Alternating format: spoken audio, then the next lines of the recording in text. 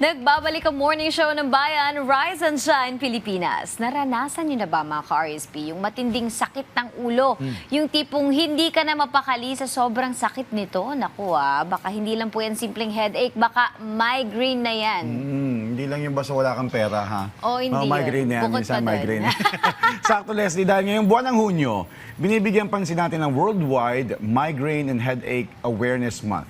Para alamin kung ano nga ba ang pagkakaiba ng dalawang ito, makakasama natin muli si Doc Via Galban, isang general physician. Good morning, Doc, and welcome back sa Rise and Shine Pilipinas. Good morning, Sir Joshua, Miss Leslie, and sa lahat po ng ating mga manonood. Rise and shine po. Yun. Doc, syempre nabanggit na po natin, pinagdiriwang natin yung Migraine and Headache Awareness Month. So ano po ba yung mga pangunahing layunin po ng celebration po na ito? Okay. Yung Migraine and Headache Awareness Month, actually, it's been years na sineselebrate ito. No?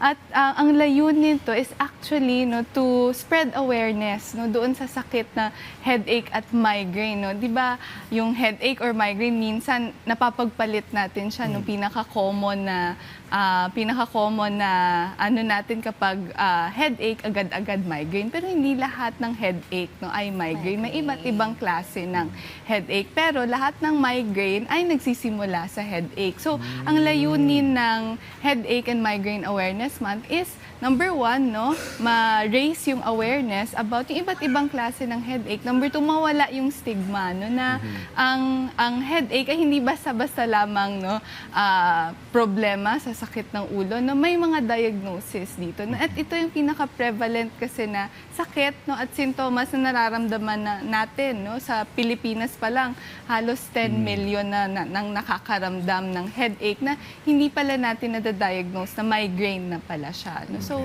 importante na malaman ng ating mga manonood ng sambayan ng Pilipino kung ano ba talaga itong headache at ano ba ang pinagkakaiba nito sa migraine. Okay, speaking of difference, Doc, nabanggit mo na bago maging migraine, headache muna. Yes. So, paano natin madidistinguish na ito nararamdaman kong sakit ng ulo, headache lang. Tapos, kailan natin masasabi na may migraine na ako, ganyan. Okay, yung migraine, may 4 na katangian yan at may 4 na phases din yan. So yung migraine, yung moderate to severe na throbbing or parang kumikirot na pain, parang may nagpa-pulse sa ulo. Parang tumitibok. Parang Ganon. tumitibok. Hindi lang puso yung tumitibok, Okay, pati yung ulo. Nasa isang side lang. Kasi usually... Yun yung migraine. Oo, yun yung migraine. Kasi usually pag headache, yung iba't ibang type ng headache, may mga may mga areas na affected. Pag migraine, importante na ang diagnosis niya or yung mga characteristics, katangian na titingnan natin would be isang side lang na moderate to severe na parang pulsing, parang tumitibok, throbbing pain. Another, It can be both sides. It can be either or, pero or. not both. Okay. So isa lang talaga. Oo, isang Okay. side unilateral. Kasi pag pag both sides, pwedeng tension headache, ibang Ayun. klaseng type Tension ng headache naman, iba naman. May ganun pa. Tapos may mga headache na dahil sa stress din. Yes, actually yun yung pinaka-trigger ng migraine. Ayan, stress. Oo, bawal yung Kaya stress. pala. Kaya pala So, madalas. Pero minsan, Doc, ang nararamdaman naman natin is minsan hanggang batok, yung likod ng ulo, tapos dalawang side. So, paano Yes, yun? usually Tension headache na yun? Kunyari, kapag nagsa-start sa batok, tapos umaakyat dito sa ulo, tapos parang may naka-band, parang may band dito, Yes.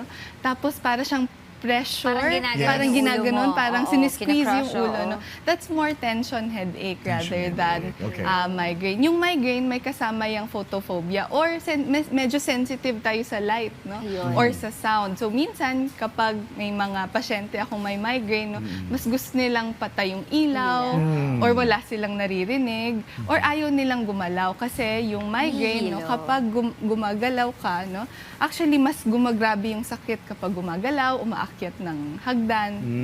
Yun yung migraine. Yun yung difference. So, Yun yung nabanggit mo, aside from sa ilaw, sa stress, ano pa yung mga ibang bagay na tunog. pwede maka-trigger sa migraine? Yes. Okay, maraming triggers ang migraine. Ang pinakaunang-una dito, of course, yung mga nararamdaman nating stress everyday. Yun. Nabanggit ni Sir Joshua kanina, wala. Yung Pag walang pera, nagkaka-migraine. may basis yun. Yung iba, no, nagkakaroon ng problema sa headache or migraine, lalong-lalo na natitrigger yung migraine kapag yung sleep hygiene hindi maganda. Yan. Okay. Kulang sa tulog, especially sa adults, no, 6 to 8 hours yung recommended, especially for adults. No. Another, no, kapag may iniinom tayong mga substances, no, or mga gamot din sa mga babae na nag-oral contraceptive pills, no, mas prone sa migraine actually yun kasi nga yung blood vessels na naapektuhan ng gamot. No. Another, no, would be kapag tayo ay nagsusmoke or umiinom ng alak, nakakonstrict or napapaliit kasi nito yung blood vessels, which can trigger yung migraine. Yun. So kapag inatake ka na ng migraine, ano yung dapat mong unang gawin? Yan. Okay. Yung migraine, no, kapag inaatake tayo, no, may 4 na phases, yan yung unang mararamdaman natin, yung sakit ng ulo or kahit hindi nga sakit ng ulo, irritation. No? So, tuloy-tuloy yan. No? Ang hirap kasi walang first aid Irritable. kapag Yes. may Oo. irritable. And then after, may mga disturbances, visual disturbances, parang may nakikita kang kidlat. No? Pwedeng maging Okay. mangyari yun before the migraine. So, ang dapat natin gawin, no, kapag tayo ay nakakaramdam na ng migraine, no? Number 1, no, rest is important. No? Importante ang rest and sleep kapag tayo ay nakakaramdam or may migraine na. Number 2, no, symptomatic palagi yung management natin or ginagawa natin. Number 1, uminom tayo ng mga gamot. No? Pinaka-common dito ay paracetamol, ibuprofen, yung mga NSAIDs or non-steroidal anti-inflammatory, yung mga pain relievers na common na iniinom natin. Pero may mga iba-ibang gamot din na binibigay kapag tayo ay diagnosed sa may migraine, yung sumatriptan, yan, binibigay natin yan. And of course, may mga ibang mga home remedies na ginagawa natin tulad ng cold compress dito sa noo, sa batok. Okay.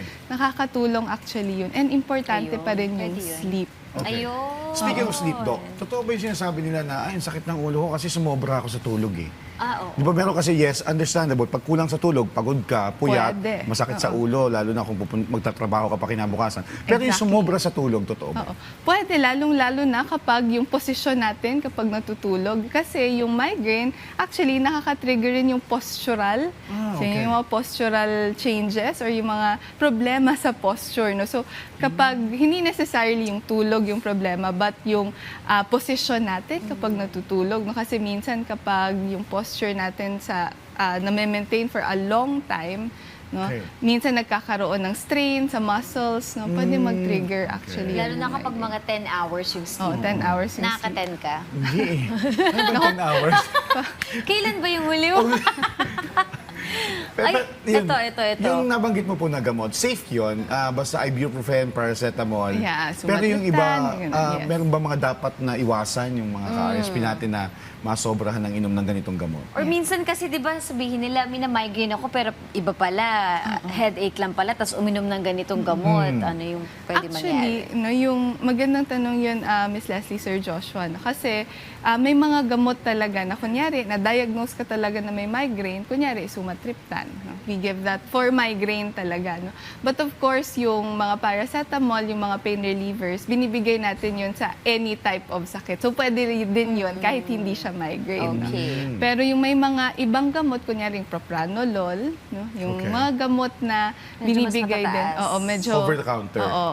Or hindi siya over the counter, but yung mga piniprescribe, Okay. yung may kailangan ng Prescription prescription. Kailangang may gabay ng mga doktor at mga health professionals. No, before Hindi natin siya basta-basta inom lang ng inom, porket Yes. feeling nyo mina-migrine na kayo. Yes. In terms of lifestyle, ano yung dapat baguhin para maiwasan yung migraine? Halimbawa, frequently, nagkaka-migraine yung isang tao. Ano yung dapat yung baguhin sa lifestyle niya? Number 1, no, tingnan natin kung ano magkano or ilan yung iniinom nating tubig kasi Kala ko magkano dehydration. pumapasok sa ATM eh. Pwede rin 'yun.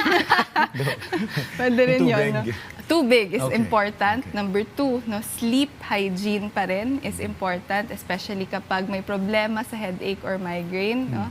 Number 3, posture, especially kapag yung trabaho natin ay desk work, no? Or hindi tayo masyadong gumagalaw pag tayo nagtatrabaho. No? So, proper posture is important. No? So, Especially paano ang kapag- posture? Dapat relax yung... Naka-relax, no? We don't slouch, no? Tsaka no, yung the way we actually use yung mga gadgets, yung mga computers natin, no? Sinusunod natin yung 2020 rule kasi ang dami actually triggers ng migraine kaya siya importante. No? Yung 2020 rule na dapat 20 feet, no? Every 20 minutes we close our eyes. No? Okay. Oo. And then dapat every also 20 minutes we take a break from Okay. the gadgets. Yes. Alright. On that note, maraming salamat, Doc Dia, sa mahalagang impormasyon patungkol sa headache at migraine.